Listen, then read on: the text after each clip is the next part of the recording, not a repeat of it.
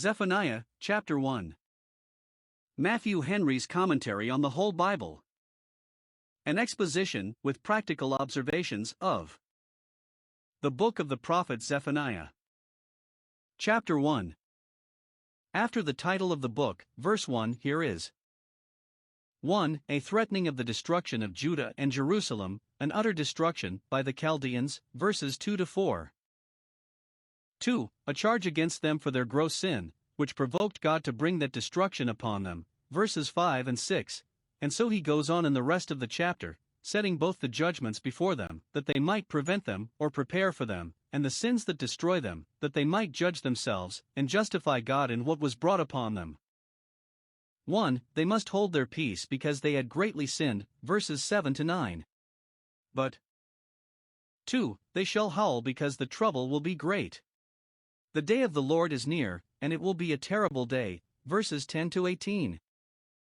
Such fair and timely warning as this did God give to the Jews of the approaching captivity, but they hardened their neck, which made their destruction remediless. Zephaniah 1 verses 1 to 6. Here is 1. The title page of this book, verse 1, in which we observe 1. What authority it has, and who gave it that authority. It is from heaven, and not of men, it is the word of the Lord. 2. Who was the instrument of conveying it to the church? His name was Zephaniah, which signifies the servant of the Lord, for God revealed his secrets to his servants the prophets. The pedigree of other prophets, whose extraction we have an account of, goes no further back than their father, except Zechariah's, whose grandfather also is named. But this of Zephaniah goes back 4 generations, and the highest mentioned is Hizkiah. It is the very same name in the original with that of Hezekiah king of Judah, 2 Kings 18 verse 1, and refers probably to him. If so, our prophet, being lineally descended from that pious prince, and being of the royal family, could with the better grace reprove the folly of the king's children as he does, verse 8. 3. When this prophet prophesied in the days of Josiah king of Judah, who reigned well, and in the 12th year of his reign began vigorously, and carried on a work of reformation, in which he destroyed idols and idolatry. Now it does not appear whether Zephaniah prophesied in the beginning of his reign. If so, we may suppose his prophesying had a great and good influence on that reformation. When he, as God's messenger, reproved the idolatries of Jerusalem, Josiah, as God's vicegerent, removed them, and reformation is likely to go on and prosper when both magistrates and ministers do their part towards it. If it were towards the latter end of his reign that he prophesied, we sadly see how a corrupt people relapse into their former distempers. The idolatries Josiah had abolished, it should seem, returned in his own time, when the heat of the Reformation began a little to abate and wear off. What good can the best reformers do with a people that hate to be reformed, as if they long to be ruined? 2. The summary, or contents, of this book. The general proposition contained in it is, that utter destruction is coming apace upon Judah and Jerusalem for sin. Without preamble or apology, he begins abruptly, verse 2, by taking away, I will make an end of all things from off the face of the land, saith the Lord. Ruin is coming, utter ruin, destruction from the Almighty. He has said it who can and will make good what he has said. I will utterly consume all things. I will gather all things, so some. I will recall all the blessings I have bestowed, because they have abused them and so forfeited them. The consumption determined shall take away. 1. The inferior creatures, I will consume the beasts, the fowls of the heaven, and the fishes of the sea, verse 3, as, in the deluge, every living substance was destroyed that was upon the face of the ground, Genesis 7 verse 23. The creatures were made for man's use, and therefore when he has perverted the use of them, and made them subject to vanity, God, to show the greatness of his displeasure against the sin of man, involves them in his punishment. The expressions are figurative, denoting universal desolation. Those that fly ever so high, as the fowls of heaven, and think themselves out of the reach of the enemy's hand, those that hide ever so close, as the fishes of the sea, and think themselves out of the reach of the enemy's eye, shall yet become a prey to them, and be utterly consumed. 2. The children of men, I will consume man, I will cut off man from the land. The land shall be dispeopled and left uninhabited. I will destroy, not only Israel, but man. The land shall enjoy her Sabbaths. I will cut off, not only the wicked men, but all men, even the few among them that are good shall be involved in this common calamity. Though they shall not be cut off from the Lord, yet they shall be cut off from the land. It is with Judah and Jerusalem that God has this quarrel, both city and country, and upon them he will stretch out his hand, the hand of his power, the hand of his wrath, and who knows the power of his anger? Verse 4. Those that will not humble themselves under God's mighty hand shall be humbled and brought down by it. Note, even Judah, where God is known, and Jerusalem, where his dwelling place is, if they revolt from him and rebel against him, shall have his hand stretched out against them. 3. All wicked people, and all those things that are the matter of their wickedness. Verse 3. I will consume the stumbling blocks with the wicked, the idols with the idolaters, the offenses with the offenders. Josiah had taken away the stumbling blocks, and, as far as he could, had purged the land of the monuments of idolatry, hoping that there would be no more idolatry. But the wicked will do wickedly, the dog will return to his vomit, and therefore, since the sin will not otherwise be cured, the sinners must themselves be consumed, even the wicked with the stumbling blocks of their iniquity. Ezekiel 14 verse 3. Since it was not done by the sword of justice, it shall be done by the sword of war. See who the sinners are that shall be consumed. 1. The professed idolaters, who avowed idolatry, and were wedded to it. The remnant of Baal shall be cut off, the images of Baal, and the worshippers of those images. Josiah cut off a great deal of Baal, but that which was so close as to escape the eye, or so bold as to escape the hand, of his justice, God will cut off, even all the remains of it. The Chaldeans would spare none of the images of Baal, or the worshippers of those images. The Chemarim shall be cut off, we read of them in the history of Josiah's reformation. 2 Kings 23 verse 5, he put down the idolatrous priests. The word is the Chemarim. The word signifies black men, some think because they wore black clothes, affecting to appear grave, others because their faces were black with attending the altars, or the fires in which they burnt their children to Moloch. They seem to have been immediate attendants upon the service of Baal. They shall be cut off with the priests, the regulars with the seculars. The very name of them shall be cut off, the order shall be quite abolished, so as to be forgotten or remembered with detestation. And, among other idolaters, the worshippers of the host of heaven upon the housetops shall be cut off. Verse 5, who justified themselves in their idolatry with those that did not worship images, the work of their own hands, but offered their sacrifices and burnt their incense to the sun, moon, and stars, immediately upon the tops of their houses. But God will let them know that he is a jealous God, and will not endure any rival, and though some have thought that the most specious and plausible idolatry, yet it will appear as great an offense to God to give divine honors to a star as to give them to a stone or a stock. Even the worshippers of the host of heaven shall be consumed as well as the worshippers of the beasts of the earth or the fiends of hell. The sin of the adulteress is not the less sinful for the gaiety of the adulterer. 2. Those also shall be consumed that think to compound the matter between God and idols, and keep an even hand between them, that halt between God and Baal, and worship between Jehovah and Moloch, and swear by both, or, as it might better be read, swear to the Lord and to Malcham. They bind themselves by oath and covenant to the service both of God and idols. They have a good opinion of the worship of the God of Israel. It is the religion of their country, and has been long so, and therefore they will by no means quit it, but they think it will be very much improved and beautified if they join with it the worship of Moloch, for that also is much used in other countries, and travelers admire it. There is a great deal of good fancy and strong flame in it. Such waters will not be long sweet, if they come from a fountain that sends forth bitter water too. What have those to do to swear by the Lord that swear by Malcham? Such waters will not be long sweet, if they come from a fountain that sends forth bitter water too. What have those to do to swear by the Lord that swear by Malcham?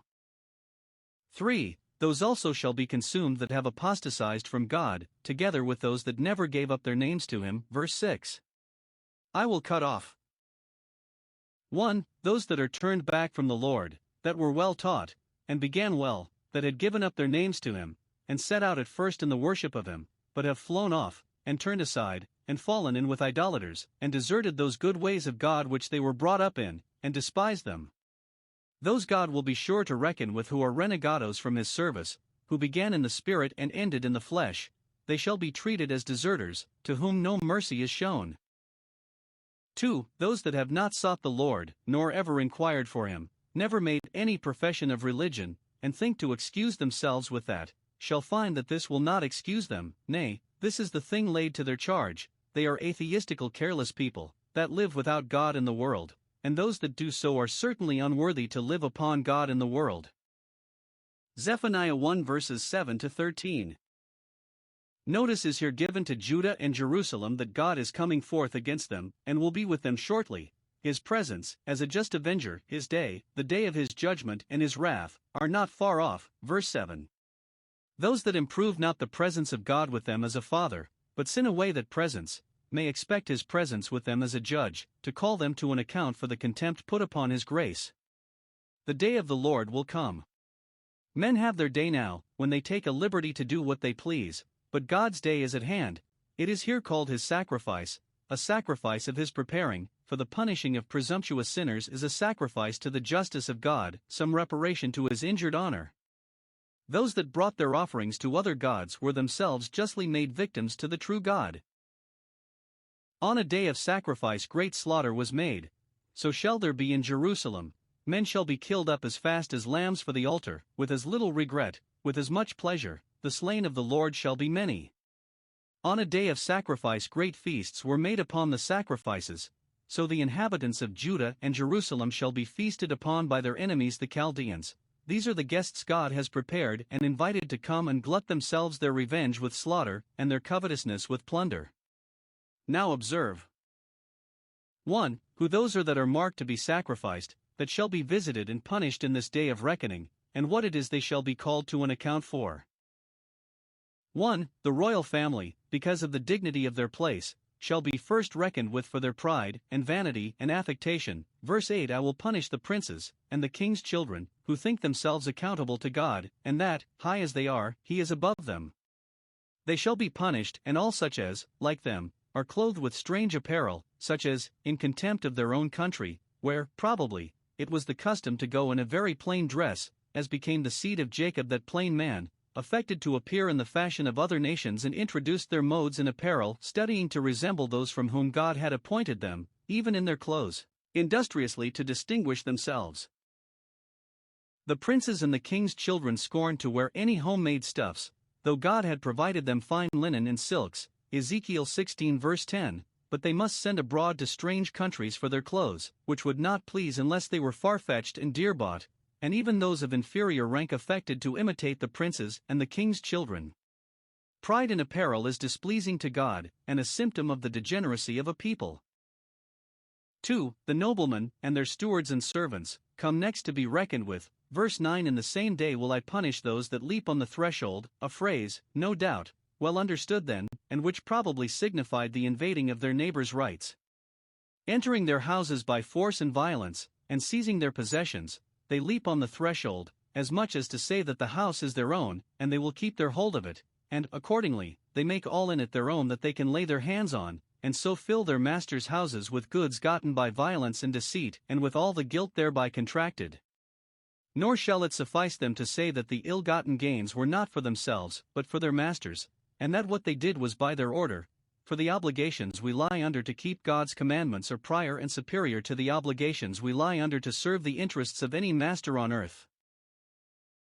3. The trading people, and the rich merchants, are next called to account. Iniquity is found in their end of the town, among the inhabitants of Maktesh, a low part of Jerusalem, deep like a mortar, for so the word signifies. The goldsmiths lived there, Nehemiah 3 verse 32, and the merchants, and they are now cut down, they are broken, and have shut up their shops, and become bankrupts. Nay, all those that bear silver are cut off, in the first place, by the invaders, for the sake of the silver they carry, which is so far from being a protection to them that it will expose and betray them. The conquerors aimed at the wealthy men and carried them off first, while the poor of the land escaped. Or it may be meant of a general decay of trade, which was a preface and introduction to the general destruction of the land. It is the token of a declining state when great dealers are cut down, and great bankers are cut off and become bankrupts, who cannot fall alone, but with themselves ruin many. For all the secure and careless people, the sons of pleasure, that live a loose idle life, are next reckoned with. Verse 12, they come from all parts of the country, to take up their quarters in the headquarters of the kingdom, where they take private lodgings, and indulge themselves in ease and luxury. But God will find them out, and punish them. At that time I will search Jerusalem with candles, to discover them, that they may be brought out to condign punishment. This intimates that they conceal themselves, as being either ashamed of the sin or afraid of the punishment of it. When the judgments of God are abroad, they hope to escape by absconding and getting out of the way. But God will search Jerusalem, as search is made for a malefactor in disguise, that is harbored by his accomplices. God's hand will find out all his enemies, wherever they lie hid, and will punish not only the secret idolaters, but the secret epicures and profane, and those are the persons that are here described, and marks are given by which they will be discovered when strict search is made for them. 1. Their dispositions are sensual. They are settled on their lees, intoxicated with their pleasures, strengthening themselves in their wealth and wickedness. They are secure and easy, and, because they have had no changes, they fear none, as Moab, Jeremiah 48 verse 11. They have not been emptied from vessel to vessel. They fill themselves with wine and strong drink, and banish all thought, saying, tomorrow shall be as this day. Isaiah 56 verse 12. Their being settled on their lees signifies the same with being enclosed in their own fat. Psalm 17 verse 10. 2. Their notions are atheistical. They could not live such loose lives, but that they say in their heart, the Lord will not do good, neither will he do evil, that is, he will do nothing. They deny his providential government of the world. What good and evil there is in the world comes by the wheel of fortune, and not by the disposal of a wise and supreme director. They deny his moral government, and his dispensing rewards and punishments. The Lord will not do good to those that serve him, nor do evil to those that rebel against him, and therefore there is nothing got by religion, nor lost by sin. This was the effect of their sensuality. If they were not drowned in sense, they could not be thus senseless, nor could they be so stupid if they had not stupefied themselves with the love of pleasure. It was also the cause of their sensuality. Men would not make a god of their belly if they had not at first become so vain, so vile, in their imaginations, as to think the God that made them altogether such a one as themselves. But God will punish them, their end is destruction. Philippians 3:19. 2. What the destruction will be with which God will punish these sinners, and what course he will take with them. 1. He will silence them. Verse 7. Hold thy peace at the presence of the Lord. He will force them to hold their peace, will strike them dumb with horror and amazement. They shall be speechless. All the excuses of their sin, and exceptions against the sentence, will be overruled, and they shall not have a word to say for themselves. 2. He will sacrifice them, for it is the day of the Lord's sacrifice. Verse 8. He will give them into the hands of their enemies, and glorify himself thereby. 3. He will fill both city and country with lamentation. Verse 10. In that day there shall be a noise of a cry from the fish gate, so called because near either to the fish ponds, or to the fish market. It belonged to the city of David. 2 Chronicles 33 verse 14, Nehemiah 3 verse 3, perhaps the same with that which is called the first gate, Zechariah 14 verse 10, and, if so, it will explain what follows here, and a howling from the second, that is, the second gate, which was next to that fish gate. The alarm shall go round the walls of Jerusalem from gate to gate, and there shall be a great crashing from the hills, a mighty noise from the mountains round about Jerusalem, from the acclamations of the victorious invaders, or from the lamentations of the timorous invaded, or from both. The inhabitants of the city, even of the closest safest part of the city, shall howl. Verse 11, so clamorous shall the grief be. 4. They shall be stripped of all they have. It shall be a prey to the enemy. Verse 13. Their household goods, and shop goods, shall become a booty, and a rich booty they shall be. Their houses shall be leveled with the ground and be a desolation. Those of them that have built new houses shall not inherit them, but the invaders shall get and keep possession of them.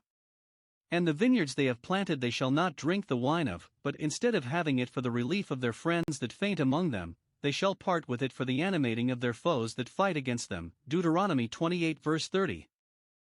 Zephaniah 1 verses 14 to 18.